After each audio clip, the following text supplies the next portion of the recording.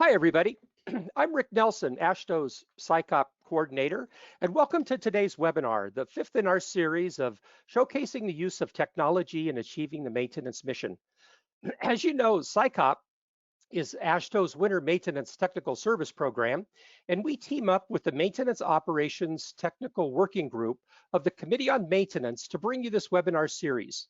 And with me today is Emily McGraw, State Maintenance Engineer for the North Carolina DOT and Vice Chair of the Maintenance Operations TWIG. Hi, Emily. How are you this morning? I'm wonderful this afternoon. It's good to see you, Rick. Well, that's what happens when you split us on each end of the coast, right? That's Um, right. and also with us this morning is Jake. Jake's the little character on the left of your screen there. Jake was created by SICOP years ago to host the computer-based training program for snow and ice control. And he's sort of become the unofficial symbol of SICOP, the SICOP Talks Winter Ops podcast, and this webinar series.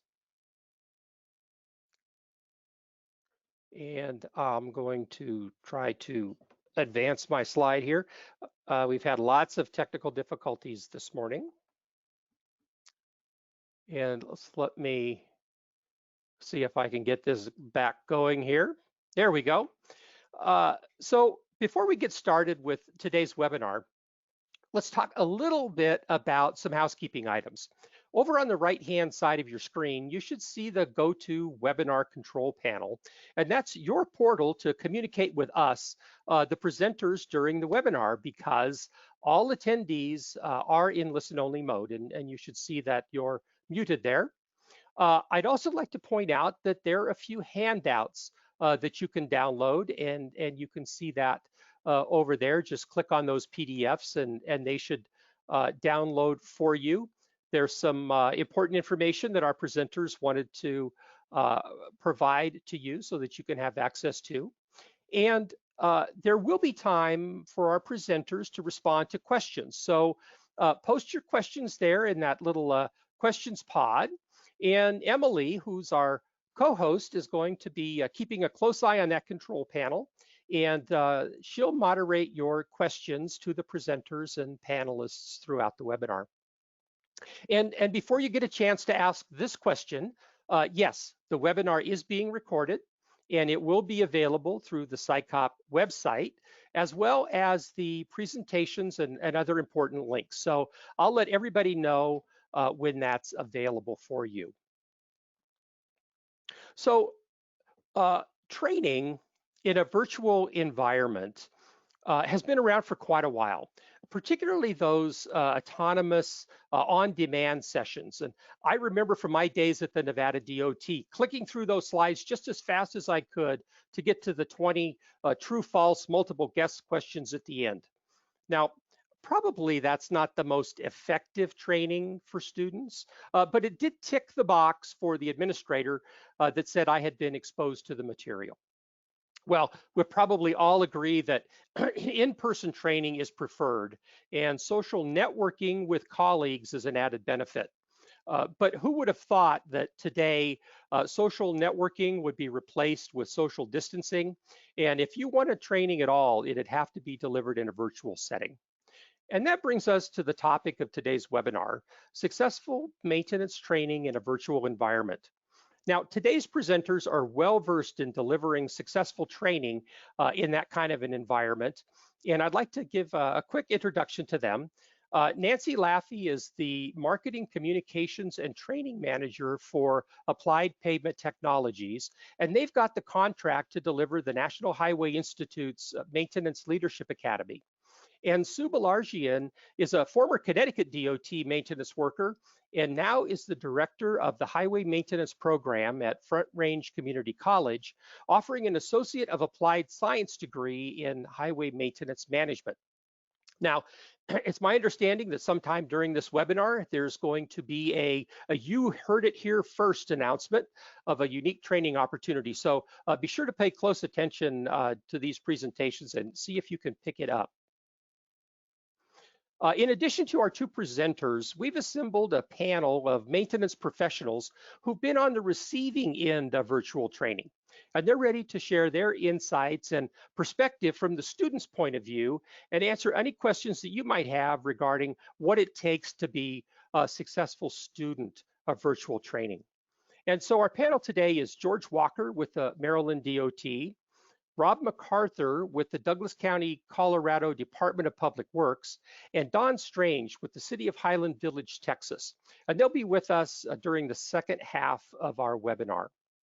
So now that you know a little about us, we'd like to turn our attention to you and learn a little more about you. So we've got a couple of polls that we'd like to put up here right quick. And let's see. Okay, here we're going to launch the poll. So the first quick question that we have is, what organization are you associated with? So go ahead and just click one of those radio buttons and let us know if you're with the federal, state, local government. Maybe you're with a maintenance contractor or some other. I'm going to go ahead and close this poll and share the results, and you can see for yourself sort of where you fit in with the rest of folks that are on the webinar this morning. We've got a second poll that we'd like to ask. We'd like to know where you work. What role do you play? Are you in a central office with maintenance and operations, or a field unit? Maybe you're with human resources and training, and I want to send a big thank you out to Clarice, who is the AASHTO contact person with the Committee on Human Resources, for sharing our webinar with that particular committee. I appreciate that. We've got some very good results. I'm going to go ahead and close this poll at the count of 3, 2, 1. And let me show you the results with that. It looks like we've got a pretty good distribution between central office maintenance and human resources. It's really good. I'm glad to see the folks from the HR committee joining us for our webinar today. We've got one last poll that we'd like to ask. This is sort of for the benefit of our presenters. We'd like to know if you've been a participant in the Leadership Academy or the Front Range Community College Highway Maintenance Management Program, or any instructor-led virtual training or any autonomous virtual training. And you could click as many of those as you need to click to see how that all fits in. And so I'm going to go ahead and close that poll down in 3, 2, 1. So make your last minute clicks, because here we go. And let me share the results with you there. So it looks like lots of folks have been exposed to virtual training, and it's good to see that there's some representation there from the folks that have participated in the Leadership Academy and the program at Front Range Community College. Very good. Thank you so much for being there. Now, so in order to move along with our presentation, first up is going to be Nancy. And let me do what I need to do to make Nancy a presenter here. Well, thank you, everyone. As Rick said, my name is Nancy Laffey, and I'm with Applied Pavement Technology. And I'm really pleased to be here today to talk about maintenance training, maintenance virtual training, and the kinds of things that are important when you're doing maintenance training with an audience. So one of the things that I would like us just to do is to set some reasonable goals for what you can expect today. And a few of them are important, I think, because they kind of get to the heart of why we can make virtual training successful for maintenance people or not.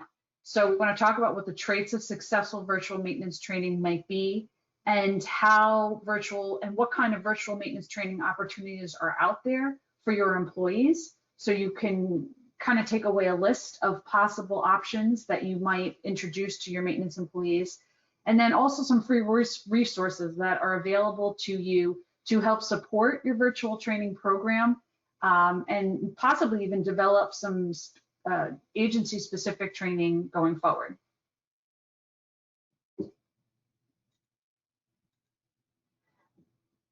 My background, as Rick has slightly touched on, is I was previously with the National Highway Institute supporting the development of a lot of maintenance training, both virtual and classroom-based training.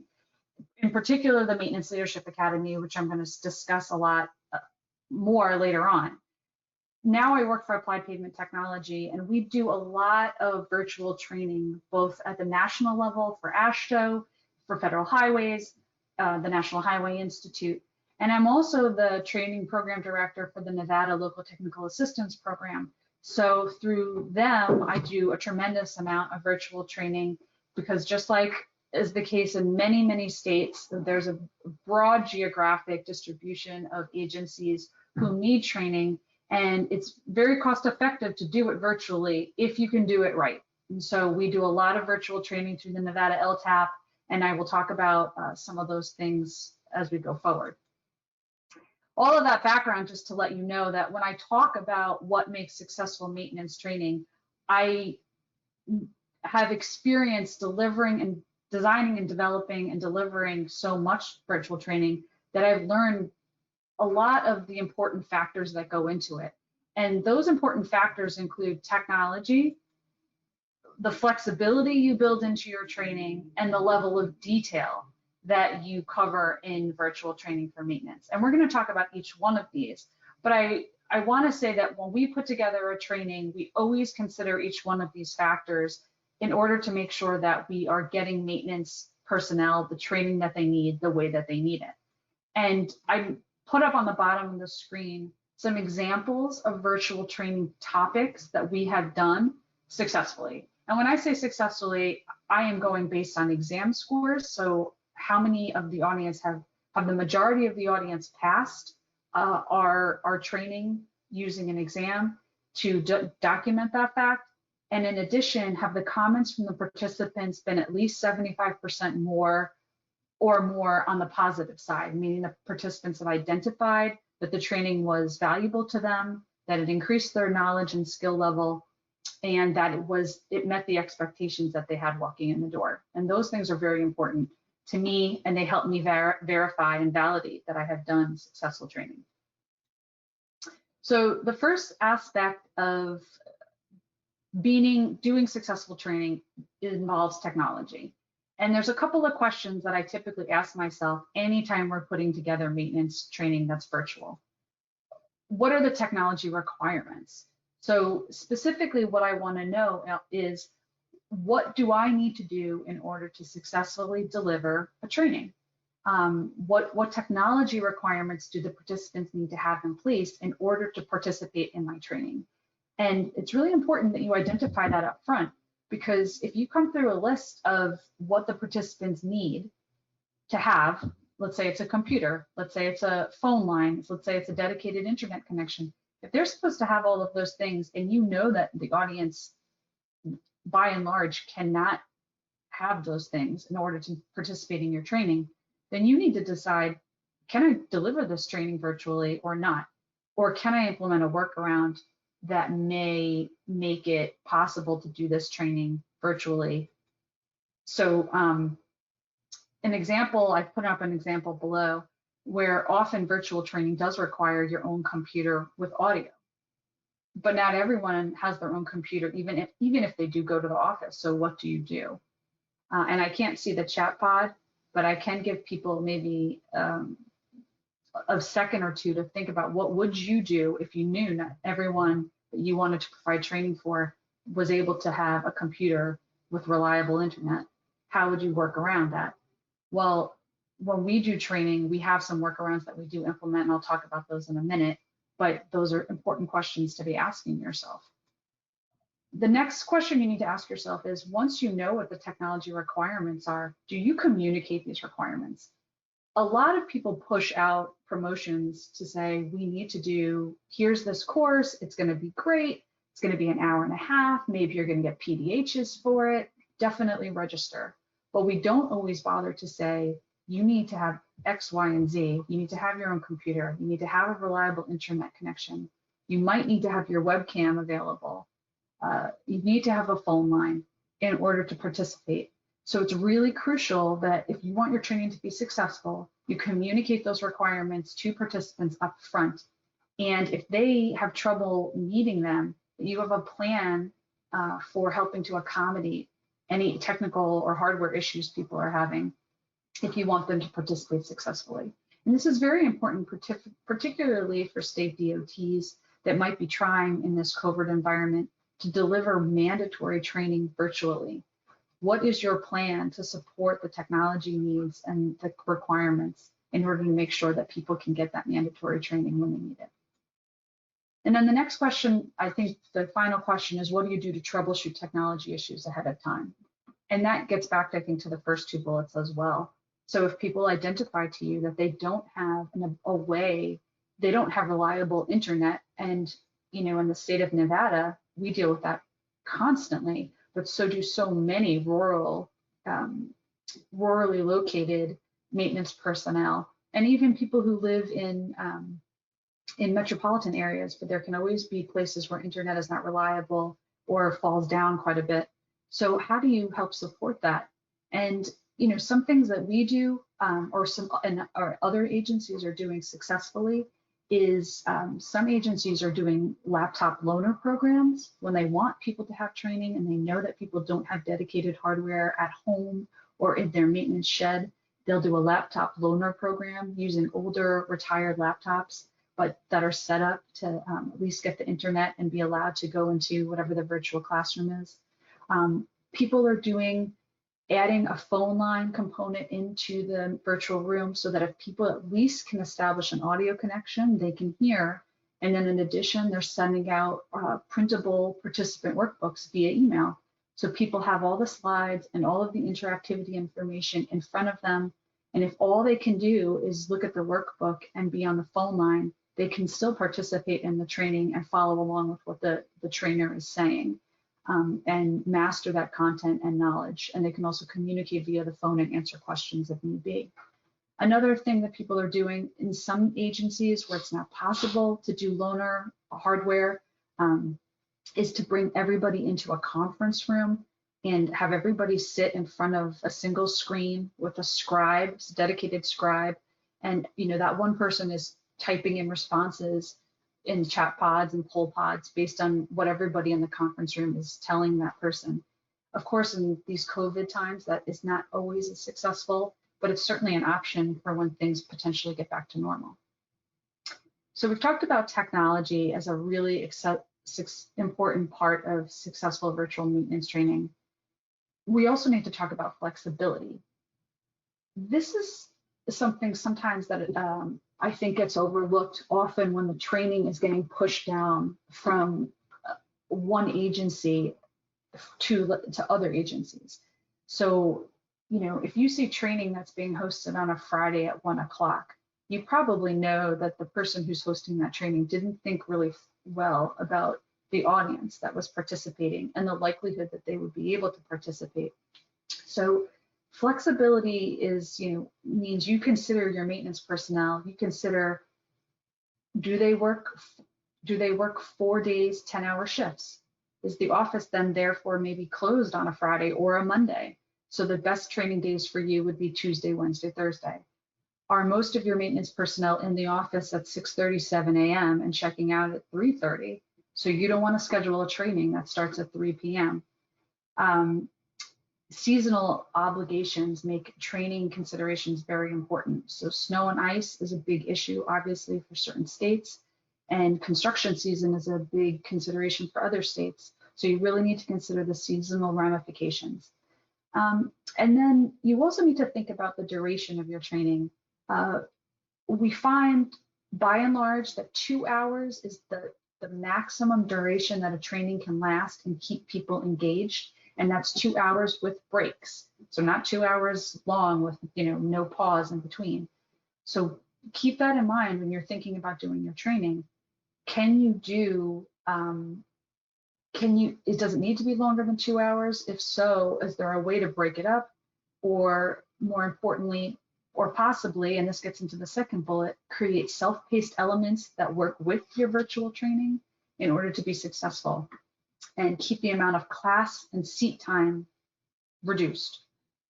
Very important to think about, and flexibility is going to be really important. The other option in terms of flexibility is to see if you can record sessions for people who encounter emergencies.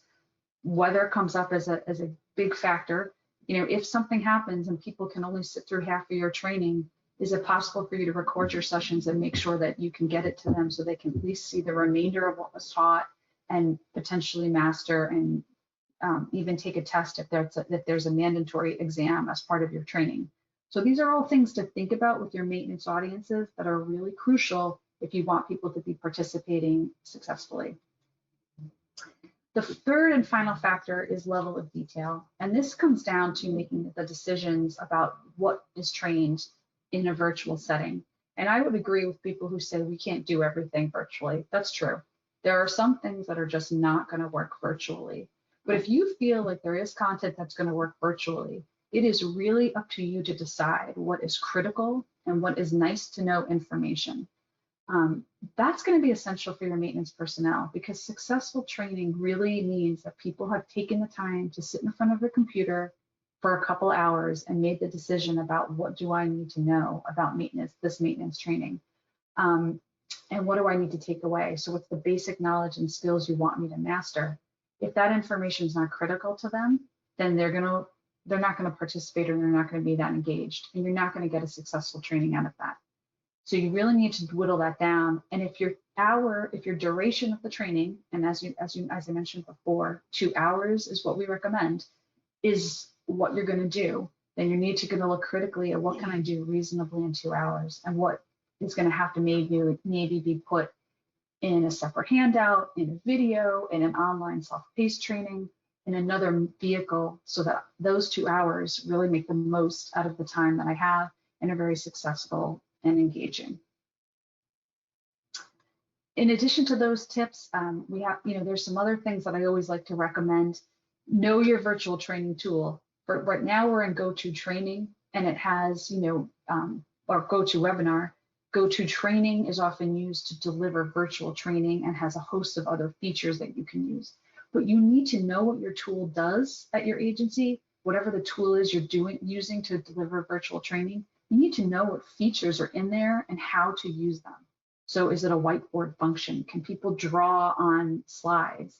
Are there poll pods? Are there chat pods? Can you use breakout rooms to simulate a small group activity? Whatever those tools are, use them to the best of your ability, because those things are going to make your training interesting and engaging. Ask a lot of open-ended questions, and ask 4 questions. Right now, I'm the only one talking, and it's a monologue, and that's not my ideal way to go. In a training, and this is not what I would consider training, but in a training, you need to make sure that every couple of minutes you're posting up something where people get to respond. Whether it's using a phone, it's on a chat bot, it's on a poll pod. You got to keep those engagements coming, just like you would in a classroom, or you will lose people. And then keeping it moving is very similar to asking questions and keeping people engaged. But keeping it moving means don't stay on the same slide for more than 60 seconds. Move it along and let people and give people a lot of opportunities to think and to change what they're looking at, so they can also start, so they can keep themselves fresh as you're moving along. So a good pace is important for virtual training. I want to talk about 2 examples of really successful virtual maintenance training that are out there, that agencies that I would recommend as a former NHI instructional designer and as someone who is active in the field of maintenance training. The Maintenance Leadership Academy is an outstanding example of maintenance training that is now virtual. NHI is offering that virtually, and we'll talk about that in a little more detail. And then Front Range Community College is another outstanding example of virtual maintenance training. And we're going to talk about in detail about both of those. The Maintenance Leadership Academy is, several people identified at the beginning during Rick's poll as being Maintenance Leadership Academy attendees. So you know a lot about what it can do. But for those of you who don't, just as a quick overview, there is a leadership component. There's a tremendous amount of technical knowledge and skills, both in pavement and bridge preservation, environmental protection, traffic and work zone safety, weather-related operations, and then roadside drainage and maintenance operations. So tons of leadership and technical knowledge. They do a lot of exposure to what other agencies are doing across the country and what kind of tools people are using successfully. And then there's the obvious networking opportunities. And even though people are taking the Maintenance Leadership Academy virtually, those networking opportunities still exist, although they may be different and are different, obviously, than what is experienced in the classroom. This is a schedule for the Maintenance Leadership Academy in its virtual iteration. And you'll see that there, if you look at the crosshatched area, that's the self-paced training, which the Maintenance Leadership Academy consists of. And then the solid blue is the virtual training component. There's also an orientation that's offered prior to participants beginning any of their classwork to give them a foundation in what the Maintenance Leadership Academy consists of, set the expectations, and talk about their schedule that they're going to follow. But you can see down this first left column all of the topics for each of the 6 modules. And the way that the Maintenance Leadership Academy is being done virtually right now is pretty much basically open to the agency that hosts it. So we've delivered a session for the Texas DOT, and Texas decided to do this session over their whole session over a week. And so we did full days for a week's time. Washington and Idaho DOT are doing a virtual session that starts in a couple of weeks, and they've decided to do half-day sessions over a 2-week period. NHI is hosting a session, and I think this is going to be of interest to many people. NHI is hosting a session, and I'm going to talk about the details about this in a minute, and they're going to do it over the course of 5 months. So they're going to break each module into a couple of mornings a week over the course of 5 months and give everybody an opportunity to get their pre-study work done, attend their session, and then they'll have a few weeks of a break and then come back again. So they're trying to be really flexible and consider the fact that people have a lot to manage in this COVID environment and try to give people as much time as they can over a really longer time period. So we're going to see how that one works. If you want to send your anybody to the Maintenance Leadership Academy, here are some guidelines that you can look at and consider to help guide, guide your thought process on that. And you can see that it really is geared to state or local agency personnel. So if you're a local agency, please don't feel excluded. There's a lot of local agency examples in there, and a lot of the information has been targeted so that it can go either way. And we do like to see people with 3 to 5 years of experience, because it's really grooming people to be leaders of the agency. So you need to have some maintenance and operations background in order to be a successful participant, and really hopefully are identified on a leadership path so that you get the most out of the academy. And here's just some basic requirements. So I talked about this earlier. So since I'm holding up the MLA as an example, I wanted you to know how the MLA lines up in terms of meeting all of those traits for successful virtual maintenance training. So the technology requirements are laid out at the beginning, and they are basically, you need a computer and a phone connection. You need a computer with internet and a phone connection for the duration of your training. The training is flexible. So there are the self-study component of the training, which is overall 16 hours, can be done anytime, anywhere. And they're also, NHI in their option is going to put it over a 5-month period. So people really have the ability to take it incrementally and balance their workload against the training requirements. And then the level of detail is very comprehensive. It's 6 modules, and it covers a really broad range of maintenance related topics. but it's very focused on that leadership component and on getting on performance-based maintenance. And so what do you need to know in order to lead a performance-based maintenance culture? And how is performance reflected in pavement preservation, bridge preservation, roadside maintenance and drainage, traffic and work zone safety, weather-related operations, environmental, all those topics. The focus is very laser focused on performance and performance-based maintenance. All right, now this is something that I think many of you will be very interested to hear. NHI is hosting a free session of the Maintenance Leadership Academy. They are offering currently 2 seats per state. So if you are interested and within your state, you've got 2 seats available to you. It starts on December 9th of this year, and that start date is the orientation date. So the start is with a 1-hour orientation. And the schedule is one of the handouts that Rick has posted in the meeting room. So if you haven't had an opportunity to check out the handouts, please do so. The 2021 NHI hosted MLA schedule is the document that you're looking for. And then the second document, the construction and maintenance PA flyer, that just gives a general background on all the courses that NHI does have in its catalog, and to let you know that they're going to be offering many of their courses virtually. But the MLA is the first one that they're doing in this nationally hosted way. Following this, they're also going to do regional sessions, and New York is going to be the first state to host its regional Northeast session, and that's going to come a little bit later in 2021.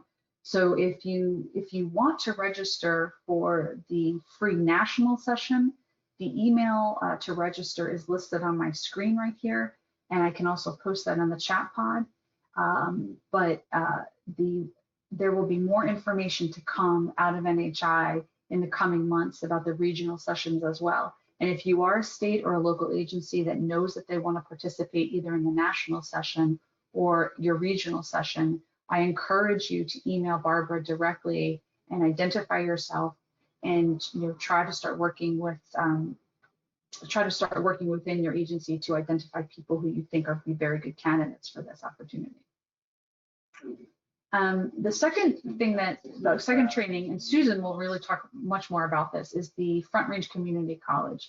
And the reason that I am bringing this up is because, one, I wanted to assure everybody that Front Range Community College's program does reflect very much the traits that I've been talking about for successful virtual maintenance training. The technology requirements are very clearly spelled out. It's extremely flexible for maintenance personnel. And the level of detail that it addresses has been very well crafted in order to make sure that the information in the degree program targets what maintenance personnel need to know from the beginning of their career up through a more advanced level of maintenance training. So it really runs a gamut. And so if you're a beginning person in maintenance, you may want to participate in the Front Range Community College program because it will give you a wonderful foundation in maintenance. But if you are also a seasoned person, you will get a lot of information out of it as well. And that leads me into just sharing with you why I am so interested in Front Range Community College. In my role as the training director for the Nevada Local Technical Assistance Program, we have decided to fund a scholarship for Front Range Community College. And we have put through one participant. It's very new. We just established a scholarship last month, and we had one enrollee.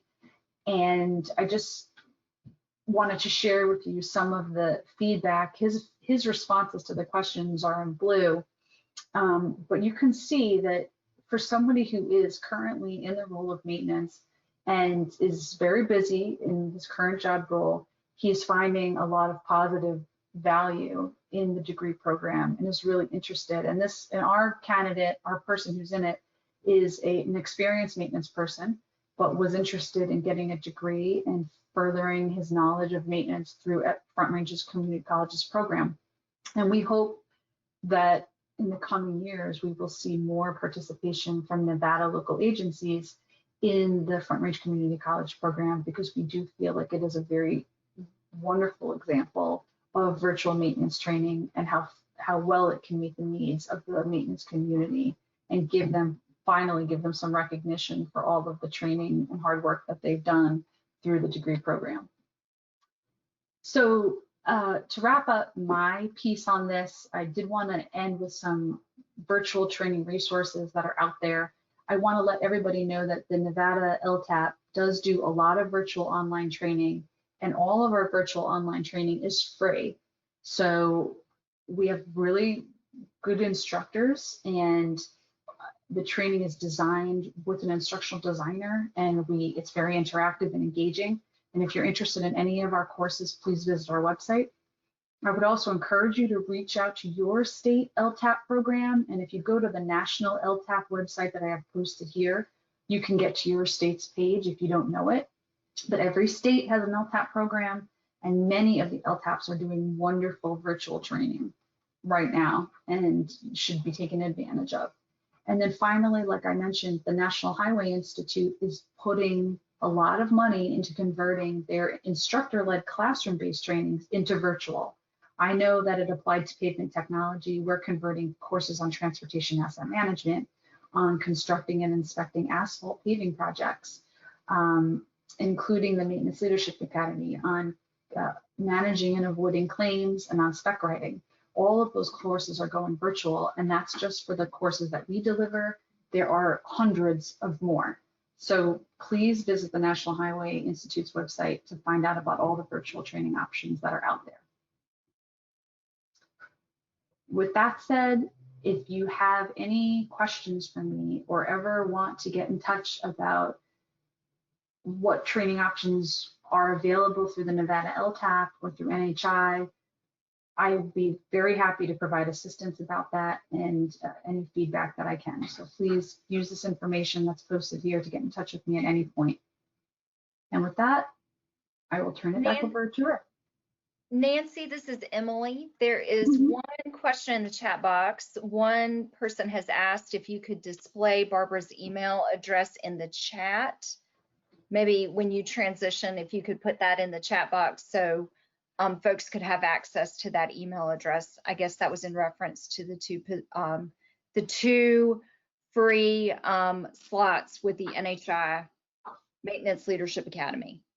I would be happy to do that. Absolutely. Thank you. You're welcome. And I am not seeing any other questions in the chat box at this time, Rick. All right. So what we'll do is we'll transition to Susan. All right, thank you so much. Okay, I just lost my screen. I don't know. Here it is. So thank you, Nancy, for the great. You did most of my work for me, so I appreciate that. You covered all of the heavy stuff, and I'm just going to get into some of the details here about about what we're doing with technology in our program. So welcome everybody, and thank you so much for having me. Rick, my slides advancing. There should be some control arrows in the lower left-hand corner of your screen there. There you go. Okay. So let me just give you guys an overview of our Highway Maintenance Management degree program. So we have an associate's degree in applied science at Front Range Community College, and it was in development for about 4 years before I actually took the position a little over a year ago. It is fully accredited and nationally recognized across the country in almost every DOT. I think I've spoken to some representative at some point about the program. We have also, I just want to throw in a couple of accolades for the work that went into this program. At the very first semester, we were recognized for a national award from the League of Innovations for Community Colleges for the work that we're doing with prior learning assessments. And I'll talk about that a little bit more in a minute.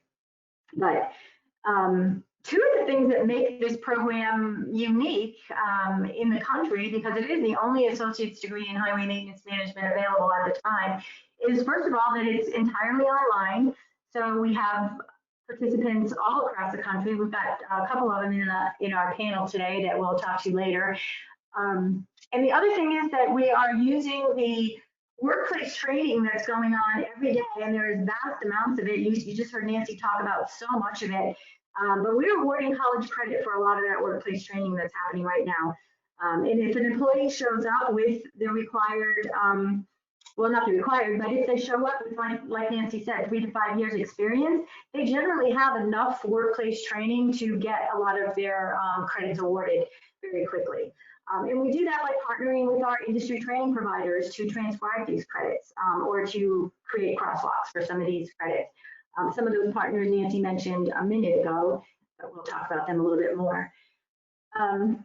So first of all, I want to talk about our students a little bit. And when it comes to technology, I think we underestimate them considerably. I think for me anyway, my experience has been that I have underestimated them for quite some time. I always expected the older generation or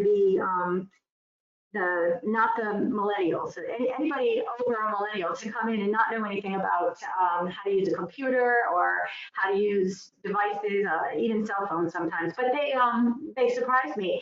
They use multiple devices on the job every day. They use laptops, they use computers, they use phones, they use all sorts of things. And they are very computer savvy, very tech savvy. Just look at some of the technology in the vehicles that they're using and in some of the devices that they have on their job. Not to mention the stuff that's coming up. So automated and connected vehicle technology interfaces are touching the work they're doing already. And I think that's going to grow as time goes by. That's going to get bigger and bigger and it impacts more and more of the things they do on the job every day. But our students in the program have, like I said, I underestimated them, but they come in and they adapt very quickly to the technology we use to teach them. They are experts in our learning management system by the second week. 2020 though has given us some challenges. I'm looking at them as improvements because everything looks like a challenge in 2020. But one thing that came out of it was we decided we wanted to see each other face to face in some of in the last couple of semesters. So we have done some synchronous meetings, some Zoom meetings and things like that. But other than that, the entire program or the entire Highway 101 course is done asynchronously. And I'll talk about that a little bit more too. In the Highway 101 course, we introduce the students to the program, and in their class assignments and discussions, the students we have a topic of the week, but they kind of decide what they want to talk about themselves. But technology often dominates the conversation. And I only looked back over the last 2 semesters and I found that drone technology, connected and automated vehicle technology, signalized intersections, work zone technology, and maintenance management system technology consumes most of the conversation. These are the things that students are talking about. This is the technology that's impacting their work. And it's also the technology that they need to learn about. And we need to figure out ways to teach them in a virtual world.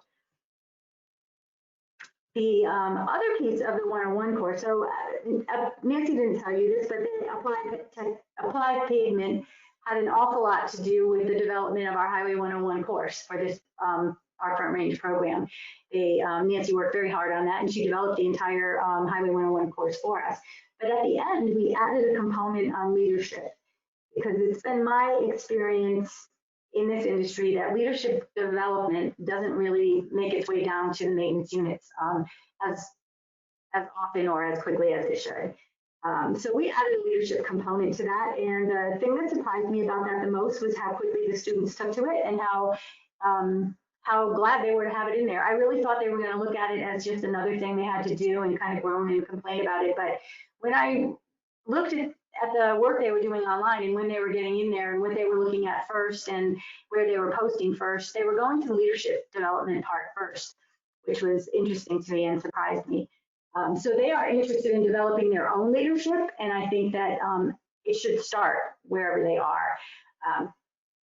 But in those conversations, they talk about how to apply some of the new technology that goes out, that comes by, right? They share their own experiences with technology, different kinds. What kinds of things are they using successfully? What kinds of things have they maybe spent a lot of money for, expecting to use successfully, but have discovered their complete failures? And where can we find virtual training opportunities to teach our people, or how can they use their leadership skills to find virtual training opportunities to get their employees up to speed and keep them there? And how can they encourage their employees to keep learning virtually? So this fall, we started our third semester of the Highway 101 course. In this class, we started with 8 students. There are still 6 in the class, but we have over 40 students from the last 3 semesters that are actively still pursuing this degree. Like I said before, we have a national presence. We have students from at least 7 states participating right now. I think that's actually closer to, I think that's 9 states right now. And Nancy mentioned the Nevada LTAP scholarship, but we also have a dedicated highway scholarship just for our highway students. And curiously enough, what I'm learning is that getting students to apply for it, trying to give away money is not as easy as it sounds. Getting the students to simply fill out the application to be awarded some of this money is almost impossible. They're not doing it. So we're figuring out other ways to make the scholarship money available to the students. We're doing everything we can. I'm doing everything I can to make this whole entire highway maintenance management program as time efficient and as cost effective for all of the students as possible. And we're getting kind of creative about the way that we're doing that. Oops, I want to go back to first. Some of the creativity around making it cost effective is, like I said before, we do a lot of work with prior learning assessments. That's where we're taking your workplace learning and we're finding ways to award you credit for that, or the students credit for that. What that does is keep the cost down. So a single credit for an out-of-state student at Front Range Community College taking an online class is over $400. If we can transcribe credits for free for students like we're doing, or almost for free like we're doing with our CDL transcription, where students come in with a commercial driver's license, A or B, and they submit or they have the state that issued their license submit their driver record to Front Range, they'll be awarded 6 credits towards their 12 credit electives for the program. So the more things like that that we can do that only cost a student maybe whatever the state charges for them to transcribe their driving record, which so far hasn't been over $15, the more cost effective it is for the students. And along that line, I want to mention that, well, I'll probably get to this a little bit later. Why don't I introduce, first I want to introduce our students. So before I get too far here, let me introduce Rob MacArthur. Rob, are you there? Rob is our motor grader subject matter expert for the, there he is, for the Front Range Community College program. He is a Douglas County Public Works participant, employee. And Rob is here to share his experience about being a student.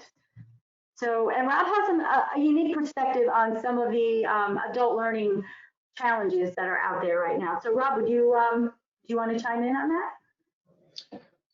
Hi, Susan, and thank you.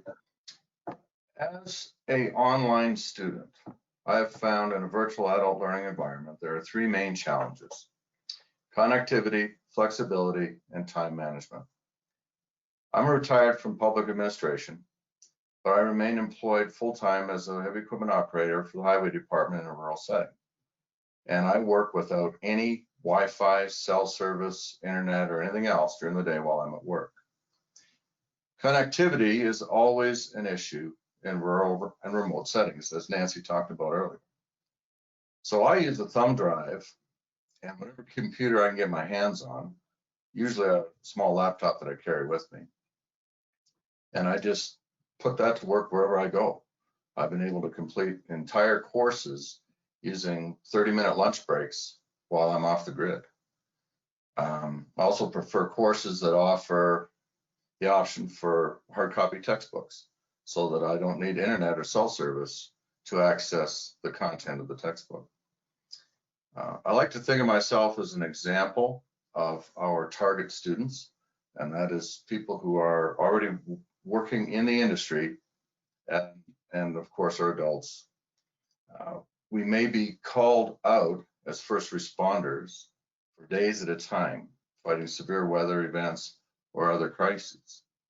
So course flexibility is a huge issue. And there's only so many hours in a day. I look for instructors of courses who engage in adult learner-friendly practices, like unlocking most of the assignments on the first day so I can get ahead and stay ahead of the schedule. I also look for courses with a reasonable number of assignments per week.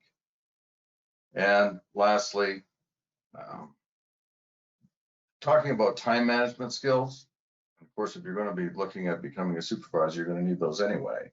But you definitely need them as a working adult learner. I try diligently to get ahead and stay ahead of the course calendar. I use my cell phone calendar to set up notifications and log in all the important due dates. So Front Range Community College has helped a lot. They provide me with a host of tools and resources for improvement, including tech support, writing centers, and bookstores in all the campuses. The availability of tutorials, online assistance, and library resources is remarkable. The college also provides a pathway advisor to each student to ensure that no stone goes unturned. Everything I need is available online, and it's backed by very helpful and friendly staff. So my message to everybody out there is simply this. Last time I was in college, before I got involved in this program, Reagan had just taken over for Carter. And that tells you how old I am. And if an old man like me can do this, I think anybody can do this. Back to you, Susan. Thanks, Rob. Okay, Don, are you next? I am here. So do you want to talk about your experience a little bit and what's going on down in Texas? Yes. So a lot like Rob, I could have a little different perspective being an older student. In fact, I never attended college before this. I don't have a degree at all. And so when I began this program, I actually had to start off by taking basic English and math. And but the pros of being able to do this online far exceed any cons. I mean, we've had, I can work on it in the evenings. I can, if I have downtime or during my lunch at work, I can spend time on assignments and programs. Before I actually got into the Front Range course, in fact, how I found out about it was working with Maria Hart at NHI.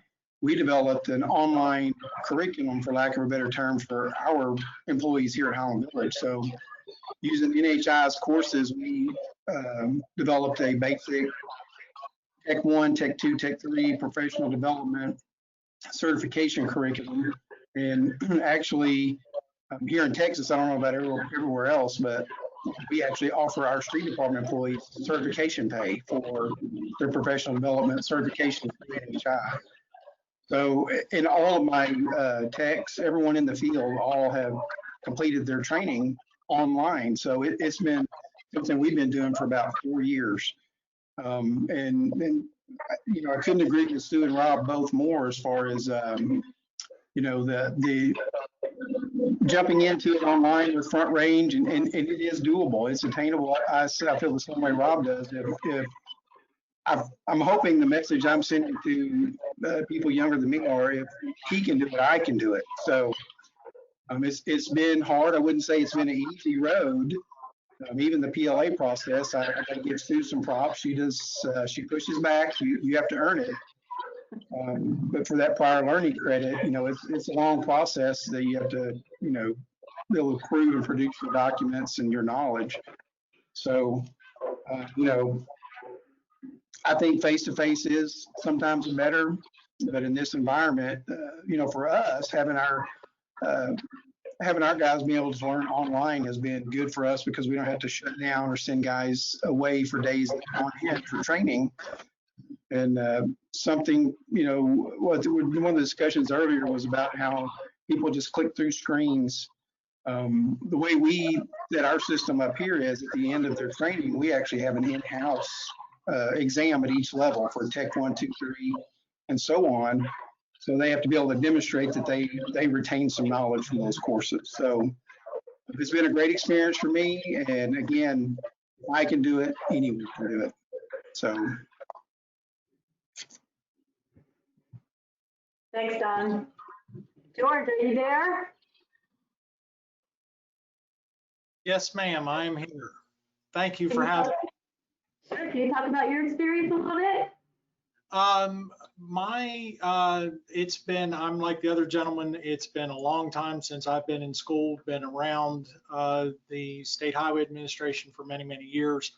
I was, and you and I had this discussion earlier today, it's been 35 years since I was in college, and a lot of things have changed in those 35 years. I initially was introduced to this program through a coworker who thought that I had the best opportunity, that I could give the best presence and be the best representative, and also had the time and the ability to be a part of this program. The initial plan was to take this course or earn this degree to attain the next level up in in the state of Maryland. I have acquired that position, so now it's to the point that do I actually need the degree? And my answer to that is yes, I absolutely need this degree. The information that I gain every day, every semester, every class that I have gotten from this has been useful every day. I find myself looking back and saying, hey, I learned that, or I've read about that, or that was part of the training that we had. And I can use that in everyday situations in my position now and prior in my previous position.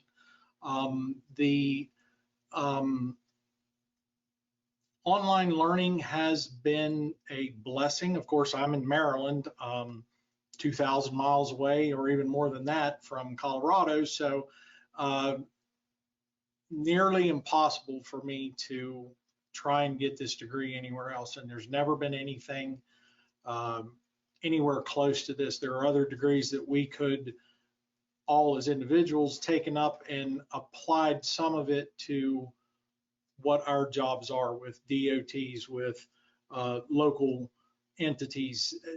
Pieces and parts of it would work towards that, but nothing has been geared towards our particular careers. And this has been a blessing to me. It is, again, something that I use every day. This will be a endeavor that I will continue to pursue, and I intend to be successful at it. And it's just, I personally am amazed at what I didn't know and the way that things have progressed and what I learn every day. Again, I'll go back to what Dawn said. It has not been easy. It's been a change.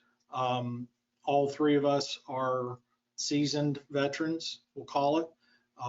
We all are in the same position life-wise to try and go back to school. That it has been a good experience. I would recommend it. And there are things available to us in-house in the state. In part of the slides that you had put up, you were asking about LTAP. There is in University of Maryland is our place to go for our LTAP trainings. I have not taken advantage of that yet. There was an opportunity for NHI for me to participate in it, but things didn't work out. But it is available to us now. Of course, with everything that's going on with COVID restrictions, that isn't going to be a part of it. Our Office of Maintenance people have put together their own version of Maintenance Leadership Academy, and involved in that is part of the TC3 programs, which they have integrated that into it. So we have the state of Maryland employees have the ability to get involved with that, and it's all starting to tie together back and forth between what the state of Maryland is doing and what I'm receiving from Front Range Community College.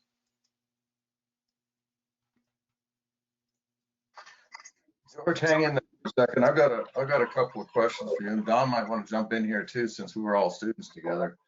You bring up a good point. One of the things that I have been asked about quite a bit in the past is we used to do or engage in classes that were teacher-led classes, and now, of course, with the virtual learning, a lot of that isn't taking place. And how do we get around the round table conversations? We learn so much from talking to other people that we work with, peers in our industry, problem solving around the table and just shooting stuff back and forth.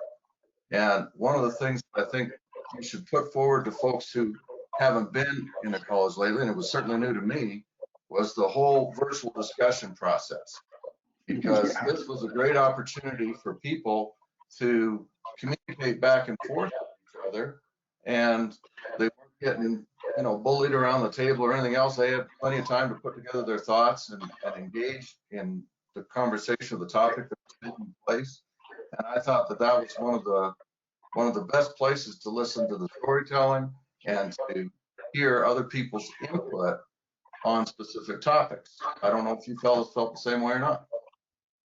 Oh yeah, absolutely. And another thing I've been doing personally here is promoting this process on our social media, LinkedIn. When I have a success story, I'm sharing it not just with Highland Village, but our community.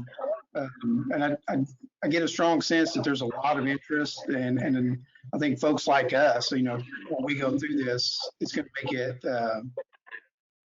seem doable to other people too. So. Absolutely, I agree with roundtable discussions and getting into, especially when we were all starting in the Highway 101. We all each had similar experiences. Geographically, they were different, but we could relate to each other. And that makes for, I've taken things that I've learned from both of you gentlemen and applied it here in my district, and used you as an example of things that we've done. And the only, and this isn't a bad thing, but as I'm sure you have seen, as we've gotten out of the highway maintenance, we are intermingled with other people that are taking the leadership classes that we're dealing with. A person that is fresh out of high school and has they have plans of being an accountant or working in their parents' business or everything, and it's opening up the opportunity for us to deal with differently, but it's not necessarily strictly road construction, strictly maintenance. So I think it's giving us a little rounded or a better rounded opinion or outlook on things. I like the idea that in the midst of the boomer exodus, we have an opportunity for young folks and us old gummers to actually sit down and have conversations virtually about topics where we are able to download some of our experiences to them. And like you said, with the younger people coming up through, they don't have the same access to the kind of wisdom and knowledge that they used to have.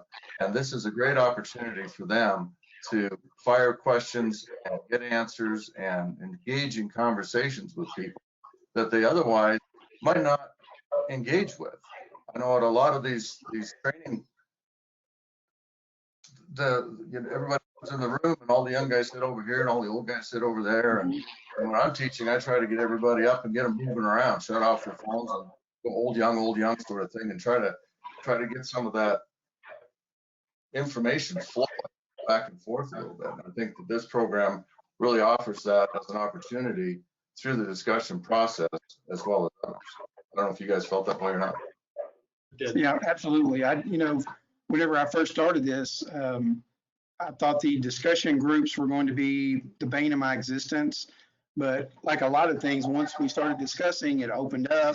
And before I knew it, I was, jumping in whenever, again, like when it first started, I thought I'm just going to do what I need to do and get out so I don't have to deal with it. But it wound up being invigorating, and I enjoyed the conversations and the back and forth. And, like George said, I've learned a lot just by listening. So I've gotten a lot out of it.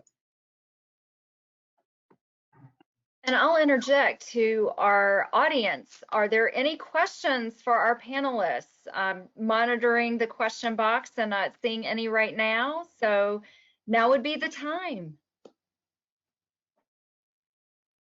Can I just add a couple of things that I wanted to while we're waiting for questions? And Emily, please let me know if we have any questions. But I wanted to say that one of the exciting things about what Nancy was mentioning about the Maintenance Leadership Academy is that we are actually working with them right now to crosswalk that course for 4 credits to our program. So anybody that takes that course and wants to be part of our program, they'll be able to get those 4 credits with a crosswalk. So it won't cost you anything. You don't have to take it over. You'll just be able to transcribe those credits, as well as most of the other NHI courses that are common out there, the asset management course, the preservation measures, and of course traffic control and safety. So those are the other ones. But we are working very hard with NHI and hopefully with LTAP in the future, APWA, and maybe even NLTAP to crosswalk more and more of those courses to make it more cost effective and time efficient for the students. That's something else I wanted to add was that we're actually restructuring our NHI professional development certifications to include the MLA, so that when people that work for me complete their NHI training, they actually will have the MLA, which will apply to the front range degree. So we're gonna include that in our professional development. Something else that I'm going to throw in there too is just for people who are in the field and who are trying to identify with whether they can pull this off or not. I didn't use any of my formal education. Most of my formal education was so old that I couldn't cross it up anyway. But I started this 4 years ago, taking 1 course per semester, working my way through it. My employer's paying for it. And through that course of action, I've taken all the courses, the general education courses, the management courses, and I'm going to graduate next year. So it'll be very outside. It'll be 5 years, but it's doable, and it's doable without, in the end, no money out of pocket, because if you check with your employers, 9 chances out of 10, they have an enrollment reimbursement program for ongoing formal education with degrees that are related specifically to the industry. So I would recommend to anybody who's thinking about getting into this, check that out. Because if you can get a degree and you don't have to go crazy about getting it and you don't have to be out of pocket for it, I don't see the downside. Well, that is great to hear, and congratulations. I know we're cheering for you on finishing that final hurdle.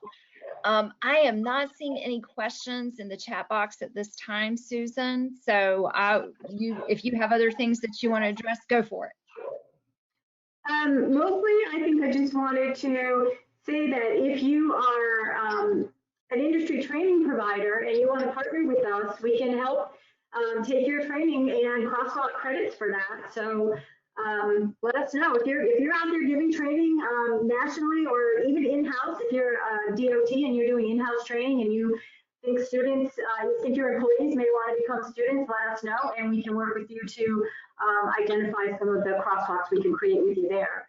Otherwise, if you're going to partner with us to help with your succession plan, certainly send your employees to us, and we will provide them the education they need so that you can promote them internally. So that's pretty much all I have. I do have a slide though with my I'll be posting everyone's email address in just a second here. I want to thank all of our presenters and Emily for participating in the webinar today. For all of our folks that are still hanging in there, our attendees, I have one last poll that I would like to put before you. And that is, are you or any of your coworkers likely to pursue any of these courses? You can certainly check all that apply if you'd like to go ahead and click on one of those radio boxes. That would be great. That will give us a little bit of insight as to what you think about the program. We'll go ahead and close that down here in just about 5, 4, 3, 2, 1. I think those are very good results. I think it's really opened some folks' eyes about the kinds of virtual courses that are out there and available during this time. I hope you enjoyed today's State Showcase webinar and hopefully provided some good insight into these two training opportunities and what it takes to deliver a successful virtual training and be a successful student in this virtual environment that we've found ourselves in these days. On behalf of Emily and the Maintenance Operations Twig and SICOP, I want to sincerely thank our presenters and panelists for devoting their time preparing and presenting this information to you today, and to you, our audience, for participating in our webinar. I know there was a little bit of confusion about what link we should be at, but it looks like we all found our way to the right place. As I mentioned, here's the email addresses of our presenters and Emily as well. These will be available on the SICOP website along with the recording in the very near future. In the meantime, I'd like you to stay tuned for our next webinar, number 6 in the series. It should be in the first quarter of 2021. And if you have a technology that you'd like to showcase, or if there's something out there that you've heard about that you'd like to learn more about, please send me an email and we'll get it scheduled. In the meantime, the recording of today's webinar, along with our contact information, will be available on the SICOP Talks Winter Ops website. And with that, thank you very much for your attention. Be safe and stay healthy. And until next time, and that concludes today's webinar.